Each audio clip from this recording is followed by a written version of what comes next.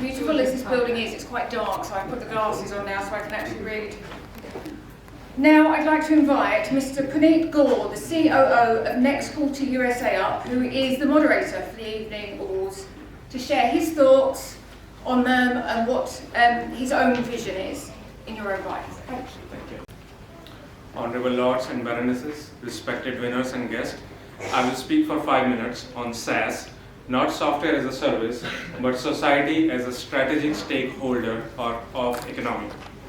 Mr. Richard Posner, who is a US judge and a Chicago law professor, proposed that there could be a market for selling babies. And he believes that instead of abortion, women should be encouraged to sell the babies because there is a huge market for childless couples.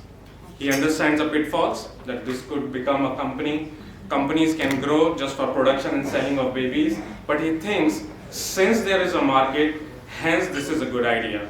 Now imagine if a child is told that his mother gave birth and sold the baby so that she could have a latest iPhone. So let's do a quick raise of hands. How many of you think that this is a moral issue? And I can tell about a lot of similar moral issues because of which we need a framework where for the economy, society as a strategic stakeholder is the basic framework.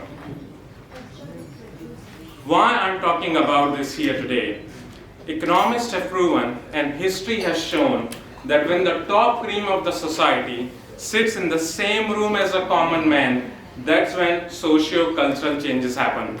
And thanks to WRC team and Mr. Ghosh, today is that rare event where lords and baronesses are sitting here patiently and listening to a common man like me. That is a historic moment.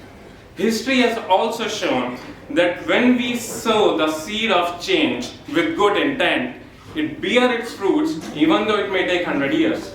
In 1893, when a young unknown lawyer in South Africa did a small act of disobedience, no one would have thought that this will bear fruits for India in 50 years and for South Africa in 100 years. And I firmly believe that today, with the grace of presence of all these amenities here, we are sowing a seed of socio-cultural change in a country which is a mother of industrial revolution, in a parliament which has shown the strength of democracy by its recent selection of Prime Minister of Mr. Sunak. I firmly believe that in 100 years, the future will look back us today and say that we today sow the seeds of a socio-cultural change where we talked about the morality of economy and society as a strategic stakeholder of the economy. I will wrap up with 2 lines in Hindi and its translation. उड़ते हैं वही जो उड़ने की चाह रखते हैं, डूबते हैं वही जो डूबने से डरते हैं. Which means those who wish to fly are the only ones who fly eventually. Those who are scared of drowning are the ones who drown eventually. So let's go and change this world day by day for next 100 years. God bless the King. God bless United Kingdom. God bless one earth, one family, one future. Thank you. Well, firstly, I'm delighted to be here for this WCRC Global Leaders event, and great to see you all here in this dining room. You look a lot younger and fitter than most of the peers here, I tell you that. So it's lovely to see such an interesting crowd here. So the gentleman that just spoke before me, very eloquently, forgive me, I can't speak in any Hindi, and no one in my eyes is a common man. We're all equal, we're all one people, whether you're a peer, a baroness, it doesn't matter who you are, no one in my eyes is common. We're one people, and the only future for the world is respecting each other and recognizing each other as equals. So that's my comment. Let me just spend a few minutes, perhaps, just giving my life story, and that may equate with what your theme is for this evening. So I grew up in one room. We didn't have a bath, and I had to go to a public bath every week. If I'm honest, I tried to skip it as often as I could, because it was pretty horrible. My mum, God rest her dear soul, was amazing, and she stretched a meal from 1 meal to 3 meals so we could eat. But I was blessed with the most wonderful parents who gave me a zest and a zeal for life and encouraged me in every way possible. I was fortunate to go to a very good local state school, and I was quite a good athlete in those days. I ran for London in the All England, and I then had my place at university, but then I was a naughty boy. So I spent most of my time in a tracksuit. And I decided it was very unfair on my parents, it was tough on them financially. So I went home one evening with a place at the top London University, London School of Economics. But I said to my mum, I really feel I want to go out into the world now, but I want to become a chartered accountant or a lawyer. And I took a coin, heads it was accounting, tails it was law, and it came down on accounting. So at 21 I qualified as a chartered accountant. I then found my partner in life, and had been married 56 years. It's a long time. And I then decided, although I was offered a partnership, I would start on my own, as many of you in this room have done, with an entrepreneurial spirit, but without a client. I was all of going on for 22. Set up a practice, and that practice became very successful, and for some reason I attracted people in the entertainment industry. So the Beatles produced, God rest his soul, was a client. Tony Bennett, who just passed away, was a client. And I had many famous people in the entertainment industry. And I started to specialize in international license and copyright, and then moved forward, and the boss of CBS was a client of mine, and he said, Michael, I'm unhappy with my music people. I want you to do me a favor and start a business and prove them wrong. And I said, but I don't have the capital. I'm earning a very good living now, but I don't have that sort of capital. And he said, don't worry, we'll help you out. That was CBS. So I started a record company. So in the day I was running my professional practice, and the evening I would go over to a record company, which was 2 rooms in a basement, and started to build that business. And the very first record went to number 2 and was a smash hit all over the world. And thank you very much. And suddenly I had a business. So here's the next big decision. I'm all of 27, married by then with 2 kids. Do I give up the stability of a professional practice, or do I go into the entertainment industry, a very volatile industry, full-time? I took the gamble, and I went into the volatile industry, gave up my professional practice, but sold it actually to my partner. By then it was, by those standards, quite a big practice, and I went into the entertainment industry and built up we were the largest independent at that time. We were bigger than Virgin, and we had a worldwide, very successful business. But then I made, which many of you here may or may not do in your lives and in your careers. My father died. I'm an only child when I started the business as a relatively young man. And then my mother had an amputation and then went into coma. And I spent every day with her, and I felt she gave me a message, Michael, change your life. And I interpreted that very literally. And I did change my life, because I decided I would sell the business. At 43 years old, a fantastic business. And I made a major commercial decision in an emotional state. Now, I don't advise you do that. But you know what? It led to a trajectory which was probably even better. Because all I had done by staying in the business is created more wealth. But what I did when I sold the business, and I'll give you the rest of the trajectory, was I feel made a difference to the world, which frankly I think is far more important. So having sold the business at 43, I devoted my life to charity. And I had some of the largest charities here in the country. both in my own community and in wider society. And then by coincidence, I met a young man called Tony Blair at a dinner party. And somehow Tony and I just hit it off. He hates me saying it because he's so vain. And he's quite a bit younger than me. But Tony then had a bit of a tummy.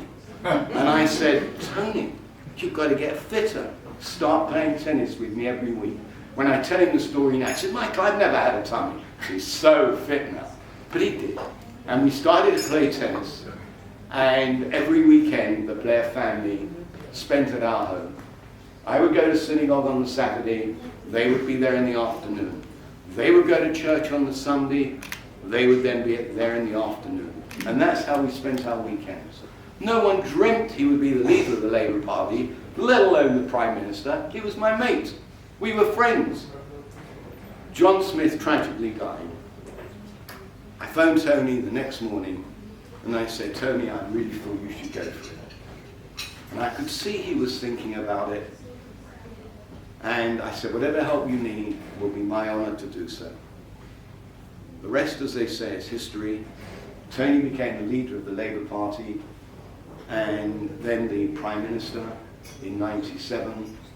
And a few of us here came in '97. I did, Helena did, I think Schwaj did.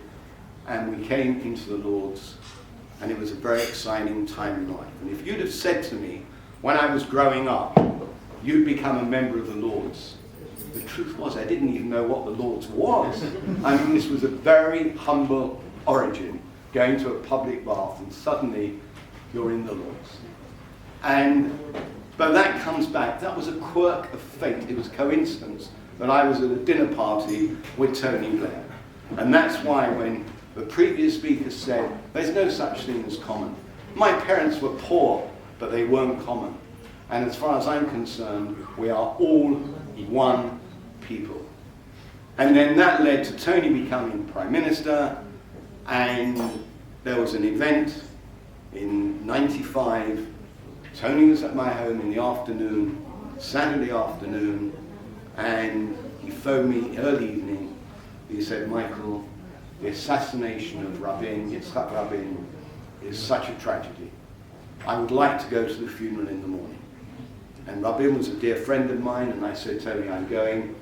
Let me get you a ticket, and you'll settle up with me.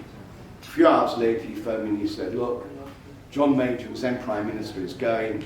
He's invited me and Paddy Ashdown to go with the then leader of the Lib Dems. And I said, not to worry, we'll meet up in Jerusalem. And his room was not even as big as this stage. And I laughed, when he went as Prime Minister, we had the whole top floor, but the room was that tiny. And I remember taking up from Shimon Peres, up and down the keys railings into that tiny bedroom. He was sitting on the bed, well, we all were, there were no chairs in the room. And I just said, this is going to be our next Prime Minister. This was in '95. Tony came back to London after the funeral, and he said, Michael, if I'm lucky enough to be PM, I want to get involved in this process, and I want you to help me, having been involved in that area for so many years.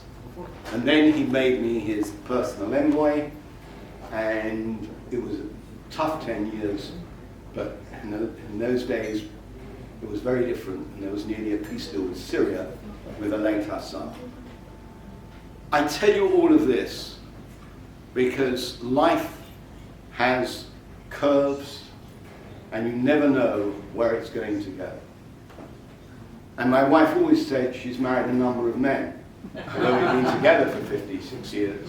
A chartered accountant, a record mogul, head of charities, and the envoy of the Prime Minister, and a member of the House of Lords. But it's all the same guy. And all of you in this room, you have drive, you have vision, and you all have an exciting future ahead. And my message is, take every opportunity. You never know where it will come. You really don't. From a dinner party, to going out with somebody for a dinner, just going to a club, sports, one of your kids' friends' fathers, mothers. You never know where the opportunity will come from. But grab it and take it. And sometimes It may be difficult, but when there are hurdles in the way, jump over them, even get underneath them if you need to, but always have that determination to succeed.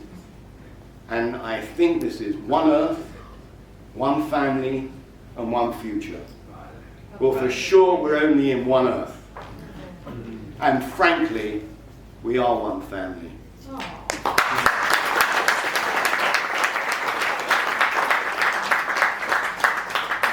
I was brought up in a home of tolerance, of religion, and of faith.